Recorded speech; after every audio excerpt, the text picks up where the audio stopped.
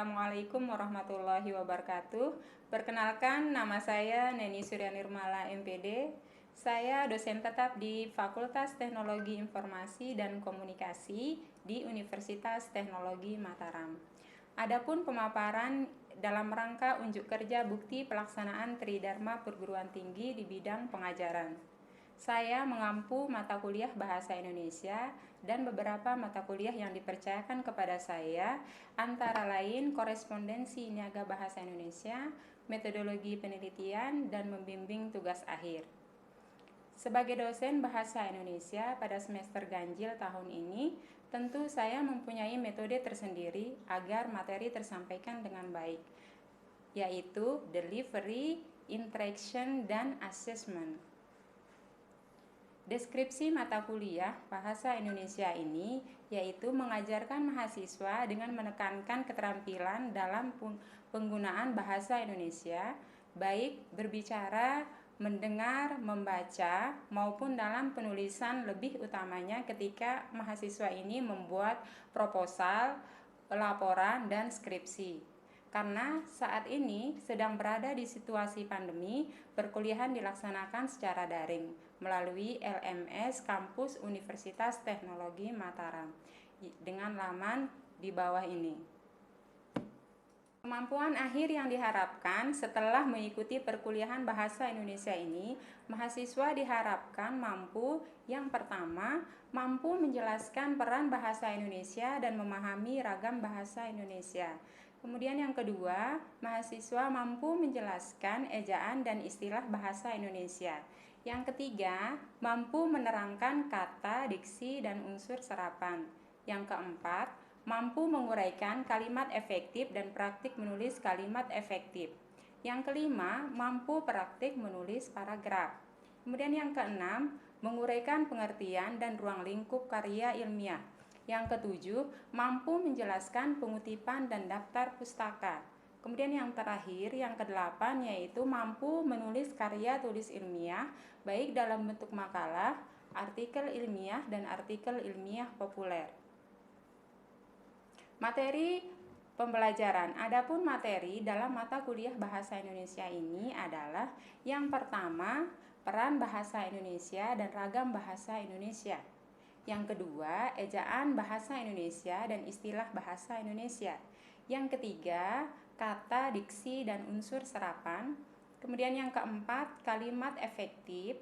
Yang kelima, hakikat paragraf. Yang keenam, pengertian dan ruang lingkup karya ilmiah.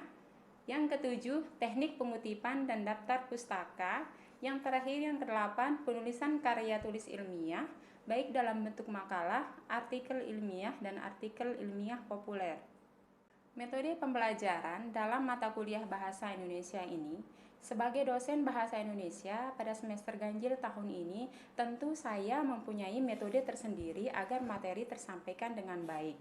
Salah satu materi yang saya gunakan yaitu presentasi dan diskusi. Jika pokok bahasan menuntut keaktifan mahasiswa, maka saya menggunakan metode presentasi. Karena dengan metode ini mahasiswa lebih komunikatif. Mereka mampu menjelaskan hal-hal yang semu. Dan melalui metode ini mampu mengungkapkan keaktifan mahasiswa. Kemudian metode yang kedua, saya menggunakan metode cooperative learning. Di sini saya membentuk kelompok kecil. Kelompok kecil ini kemudian mendiskusikan suatu tema tertentu terlebih dahulu, kemudian diskusi saling tukar-menukar pendapat dengan kelompok kecil lainnya. Kemudian langkah ketiga yang saya lakukan agar materi tersampaikan dengan baik, yaitu saya mencari referensi terbaru yang relevan tentunya dengan materi yang saya ajarkan. Kemudian saya rangkum dan jadikan modul untuk bahan ajar dalam bentuk file yang saya bagikan ke mahasiswa. Interaksi saya dengan mahasiswa. Sebelum memulai perkuliahan, saya selalu menginformasikan terlebih dahulu tentang kontrak perkuliahan yang saya dan mahasiswa telah sepakati sebelumnya di grup WhatsApp. Keterbukaan saya terhadap kritik dan saran saya ungkapkan pada saat berkenalan atau pada saat perkuliahan pertama. saya memberikan kontak WhatsApp dengan mahasiswa jika mereka takut atau malu menyampaikan kritik atau saran secara langsung. Saya memposisikan diri saya lebih seperti teman dengan mahasiswa, dengan memberi beberapa batasan kesopanan tentunya, dan membangkitkan sisi kritis mahasiswa yang kadang terpendam karena berbagai hal, salah satunya karena takut dan malu. Kemudian sistem penilaian. Sistem penilaian dalam perkuliahan bahasa Indonesia ini sudah saya sampaikan di kontrak perkuliahan. Di situ sudah disampaikan ada beberapa indikator yang harus dipenuhi oleh mahasiswa dalam penilaian yang telah ditetapkan oleh kampus Universitas Teknologi Mataram. Antara lain, yang pertama 10% untuk kehadiran, tugas 40%, kemudian UTS 20%, kemudian UAS 30%. Tujuan saya mencantumkan beberapa indikator penilaian ini di kontrak perkuliahan agar supaya mahasiswa bisa berusaha semaksimal mungkin untuk mendapatkan hasil yang baik selama proses belajar mengajar. Selanjutnya, saya akan menayangkan cuplikan mata kuliah yang saya ampu melalui Zoom. Demikian deskripsi diri saya. Terima kasih. Assalamualaikum warahmatullahi wabarakatuh. Assalamualaikum warahmatullahi wabarakatuh. Selamat siang adik-adik mahasiswa. Waalaikumsalam warahmatullahi wabarakatuh.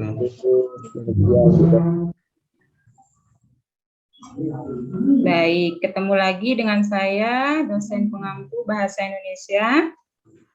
Ini pertemuan pertama kita di semester ganjil tahun ini.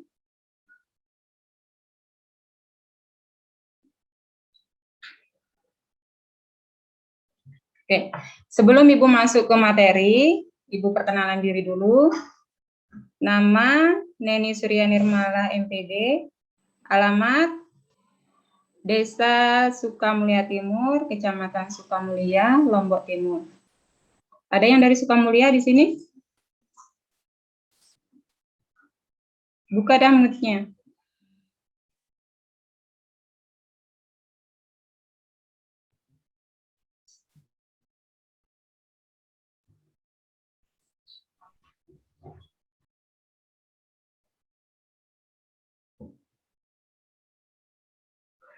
Nah, sebelum Ibu masuk ke materi, kita bahas dulu kontrak perkuliahan yang sudah kita sepakati di grup WhatsApp.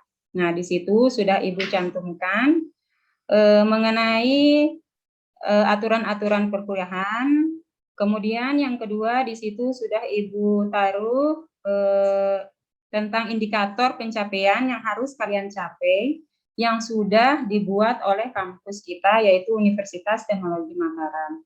Nah, di situ sudah tertera ada indikator kalian harus kehadiran 10%, UTS 40%, tugas 40%, UTS 20%, dan UAS 30%.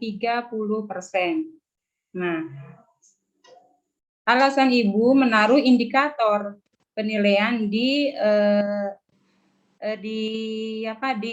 kontrak perkuliahan tujuannya supaya kalian bisa melihat, bisa memonitoring diri agar pencapaian kuliah kalian mendapatkan hasil yang baik. Baik, Ibu izin masuk ke materi untuk share screen ya. Materi sudah kelihatan?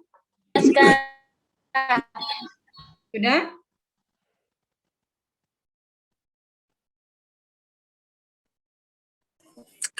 Ya, udah Bu. Sudah Bu, sudah. Oke, jadi materi kita untuk pertemuan pertama ini yaitu fungsi dan ragam bahasa. Ini materi tidak asing lagi mungkin bagi kalian karena di SMA sudah ada materi tentang ragam bahasa Indonesia pas kalian SMA. Nah, kita mulai dengan fungsi dan ragam bahasa. Jadi, bahasa Indonesia, definisi bahasa Indonesia menurut Kamus KBBI yaitu suatu lambang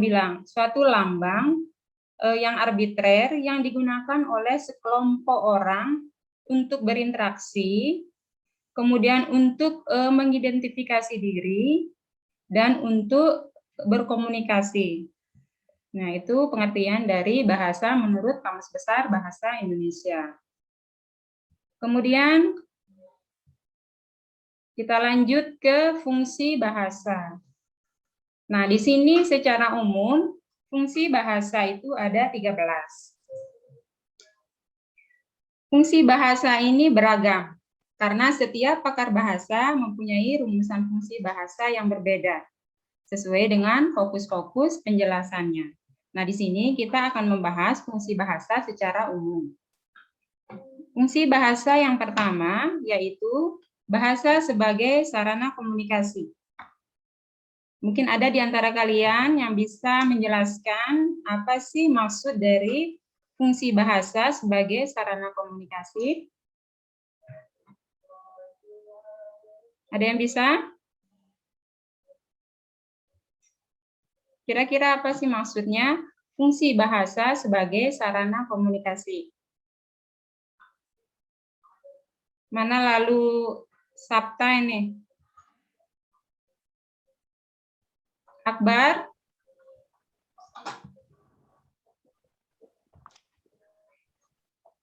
Jadi begini, fungsi bahasa sebagai sarana komunikasi itu maksudnya bahasa itu sebagai alat komunikasi antar anggota masyarakat. Fungsi tersebut digunakan di dalam berbagai lingkungan. Misalnya komunikasi ilmiah, komunikasi bisnis, komunikasi kerja, dan komunikasi sosial lainnya. Kemudian yang kedua, ada fungsi bahasa sebagai sarana integrasi dan adaptasi. Ada yang pernah mendengar? Apa itu fungsi bahasa sebagai sarana integrasi dan adaptasi? Ayo. Buka mute-nya, ngomong. Kira-kira apa maksudnya fungsi bahasa sebagai sarana integrasi dan adaptasi?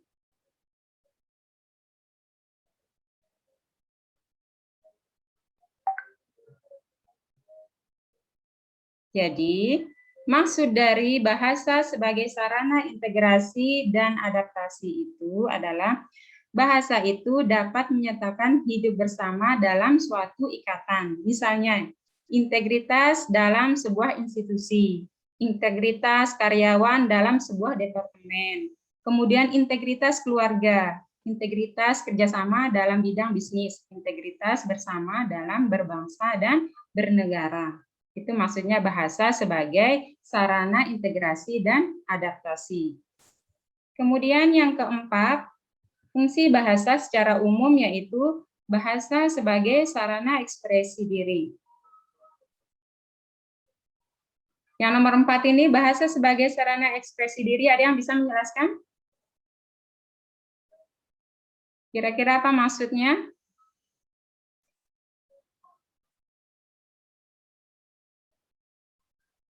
Jadi, bahasa sebagai sarana ekspresi diri itu maksudnya bahwa bahasa itu bisa kita gunakan untuk mengekspresikan diri kita. Apakah kita lagi marah, apakah kita lagi sedih, ataupun lagi bahagia. Itu maksud dari bahasa sebagai sarana ekspresi diri. Kemudian yang kelima, bahasa sebagai sarana memahami orang lain. Bahasa sebagai sarana memahami orang lain. Ini kira-kira apa maksudnya?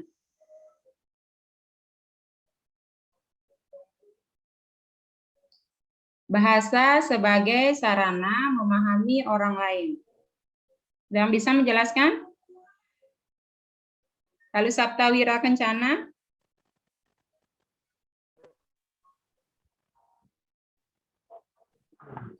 Bahasa sebagai sarana memahami orang lain. Kira-kira apa maksudnya? Ayo keluarkan Bahasa sebagai sarana memahami orang lain. memahami orang lain. Ya. Menurut Sabta ini kira-kira apa maksudnya ini? Bahasa sebagai sarana memahami orang lain. Dengan bahasa itu kita bisa memahami orang lain. Kira-kira apa contohnya? Ya. Misalnya orang itu sedang meminta sesuatu, misalnya minta pinjam pulpen, itu Ya. kan boleh pinjam pulpen, bilang gitu. Berarti kita dapat memahami bahwa seseorang itu ingin meminjam pulpen gitu, Bu. Bisa. Yang lain? Selain Sabta, Saya, Bu. ada lagi? Ya.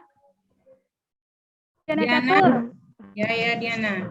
Diana Catur.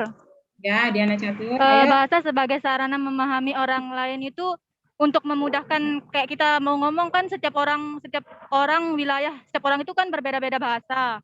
Nah, di sini kan kita bahasa kesatuan kita bahasa Indonesia. Kenapa digunakan bahasa ini? Agar orang-orang yang dari daerah-daerah tertentu kita bisa memahami apa yang mereka ungkapkan atau mereka bicarakan. Baik. Ada lagi? Ada yang lain? Ada yang lain mau berpendapat? Apa sih maksudnya bahasa sebagai sarana memahami orang lain? Oke, jadi maksud dari bahasa sebagai sarana memahami orang lain yaitu untuk menjamin efektivitas komunikasi kita. Seseorang perlu memahami orang lain. Jadi supaya kita tahu maksud orang lain itu melalui bahasa yang disampaikan. Misal mencapai biologisnya iya, intelektualnya kita bisa tahu dari bahasa, emosionalnya, kemudian kecerdasannya. Nah, bisa kita ketahui dari bahasa sebagai sarana memahami orang lain. Nah, kemudian yang keenam, di sini ada fungsi bahasa secara umum, yaitu bahasa sebagai sarana memahami diri. Nah, tadi kan memahami orang lain, sekarang memahami diri sendiri. Kira-kira apa maksudnya ini? Bahasa sebagai sarana untuk memahami diri sendiri. Jelaskan dengan kata-kata kalian sendiri apa di pemahaman kalian. Oh, ini loh fungsi bahasa sebagai sarana memahami diri. Apa sih fungsinya bahasa itu sebagai memahami diri? Misal gini, bahasa sebagai sarana memahami diri. Misal kita menunjukkan ekspresi. Misalnya Sabta ini, Ibu contohkan. Ekspresi sederhana saja misalnya untuk menyatakan cinta ke Diana Catur. Itu perlu bahasa. Ya. Nah, itu maksudnya yang nomor 6 ini, bahasa sebagai sarana memahami diri. Itu bahasa sederhananya, ekspresi sederhananya itu.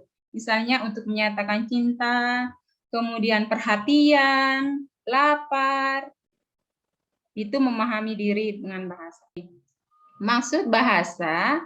Maksud fungsi dari bahasa sebagai sarana berpikir logis, yaitu kemampuan kita berpikir logis memungkinkan seseorang dapat berpikir logis induktif, deduktif sebab akibat. Misalnya gini, melalui proses berpikir logis, seseorang dapat menentukan tindakan. Melalui berpikir logis ini, seseorang bisa menentukan tindakan yang baik atau jahat. Ya, itu maksudnya bahasa sebagai sarana berpikir logis. Kemudian kita lanjut yang ke ragam bahasa. Ragam bahasa itu ada 3. Ragam bahasa berdasarkan media, ragam bahasa berdasarkan waktu, kemudian yang ketiga, ragam bahasa berdasarkan pesan komunikasi. Kita bahas yang pertama, ragam bahasa berdasarkan media. Yang pertama, ragam bahasa lisan, yang terdiri dari ragam bahasa lisan baku, sejalan dengan ragam bahasa tulis baku. Kemudian, yang kedua, ragam bahasa tidak baku, misal bahasa pergaulan. Ragam bahasa tidak baku ragam bahasa tidak baku, misalnya berpidato, berdiskusi, dan bertelepon. Kemudian yang kedua, ragam bahasa tulis ditandai dengan kecermatan menggunakan ejaan dan tanda baca. Kosakata, penggunaan tata bahasa dalam pembentukan kata, penyusunan kalimat, paragraf, dan wacana. Kemudian yang kedua, ragam bahasa berdasarkan waktu. Jadi ragam bahasa berdasarkan waktu itu dibagi dua. Yang pertama, ragam lama lazim digunakan dalam penulisan naskah-naskah lama atau kuno. Misalnya pemakaian kosakata kolonialisme, feudal, bobot, dan lain-lain. Ini contohnya. Pemakaian kosakata kolonialisme, feudal, dan bobot. Ini contoh ragam lama lazim. Kemudian yang kedua, ragam bahasa baru atau modern. Ditandai dengan penggunaan kata-kata baru, kemudian ejaan yang disempurnakan, dan mengekspresikan ilmu pengetahuan dan teknologi modern. Misalnya seperti kita sekarang ini ada internet, ada jaringan, ada seluler. Yang terakhir, yaitu ragam bahasa berdasarkan pesan komunikasi. Ragam bahasa berdasarkan pesan komunikasi ini dibagi menjadi 5. Ada ragam bahasa ilmiah, ada ragam bahasa pidato. Nah, ragam bahasa pidato ini dibagi 2. Ada ragam pidato ilmiah dan ada ragam pidato resmi. Ragam pidato ilmiah ini misalnya kalian ikut seminar, ujian skripsi. Kemudian ragam pidato resmi ini misal pidato kenegaraan.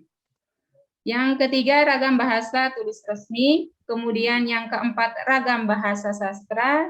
Kemudian yang kelima ada ragam bahasa derita. Derita.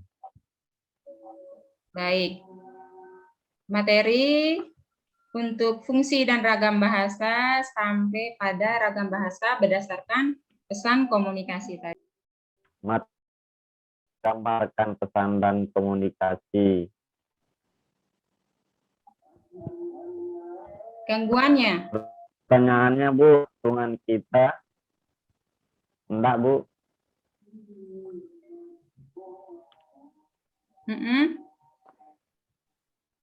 Pertanyaannya. Tidak jelas suaranya, Sabta. Bu, hubungan kita. Bu. Ya. Bu. Ya, dengar. Udah jelas? Jelas. Kan saya apa keuntungan kita menggunakan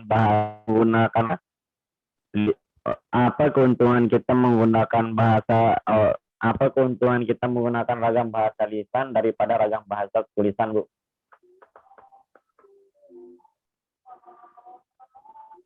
Apa keuntungan kita menggunakan ragam bahasa lisan daripada ragam bahasa tulisan, Bu?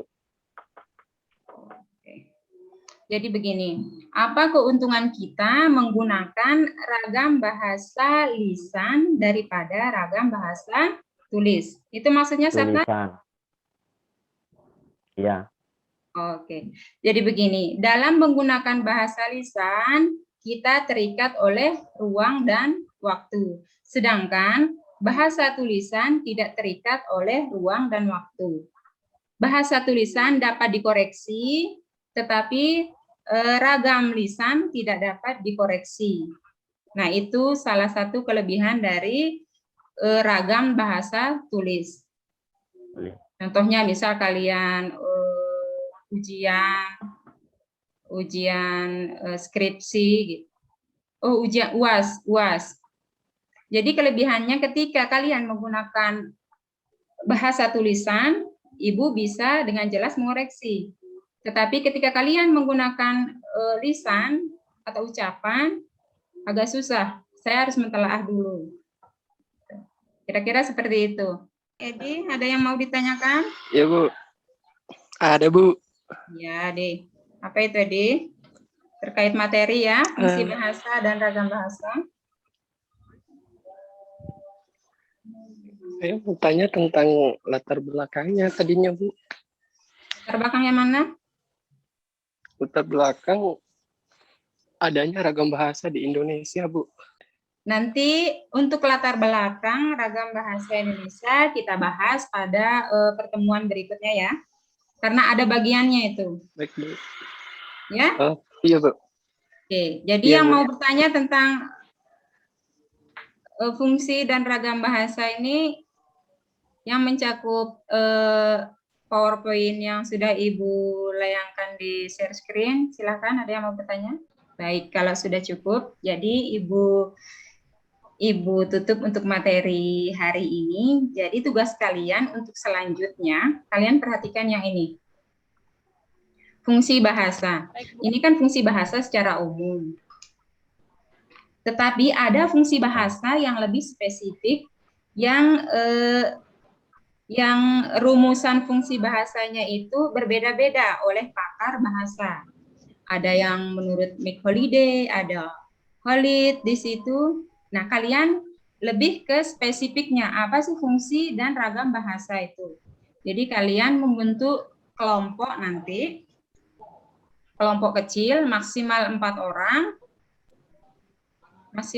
orang, kalian rangkum fungsi bahasa dan ragam bahasa yang lebih spesifik, yang menurut pakar bahasa.